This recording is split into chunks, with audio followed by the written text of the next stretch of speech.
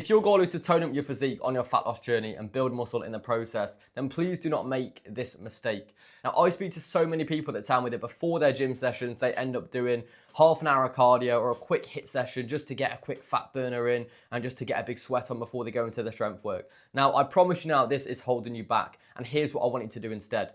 Now, we understand that in order to build muscle, which is what you need to do to build a toned physique, you guys need to train close to failure, which means that whichever muscle you guys are training, you need to be able to take that to a place where physically that muscle cannot produce enough force to take away from A to B and it fails. Not because of your mind, but because of that muscle.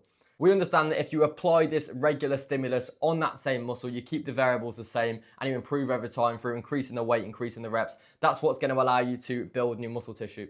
And typically, the more weight you lift, that's going to reflect in your physique. The version of you that lifts 100 kilo on a bench press versus the version of you that does 70 kilo, that version of you that bench presses 100 kilo is probably going to have a bigger chest. So before you go into this gym session and highly fatigue yourself before you go into the main lifts that are going to have the biggest return on your time and your efforts and your physique, here's what I want you to start thinking about.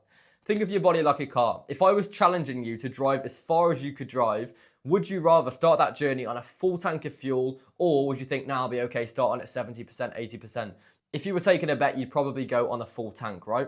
It's the same with your body. If you know that we need to be taking a muscle close to failure, why are we going to start your session fatigued? Why are we going to limit that by fatiguing the muscle before you start the main part of the workout that's going to have the biggest stimulus to cause your body to change and build muscle? So every single time you go into the gym and you do all this cardio and these HIIT sessions before you do your main lifts that are going to have the biggest return on you and the way you look, think about it for a second. Use that car analogy and think, would I rather test myself and lift the weights that are going to have the biggest change in my physique, giving myself with 100% fuel and 100% of my own tank and energy levels, or fatigue myself and then go into the session and only be able to lift at 70% or 80% of my capacity? So stop fatiguing yourself before you guys do the work that's going to have the biggest return on your physique.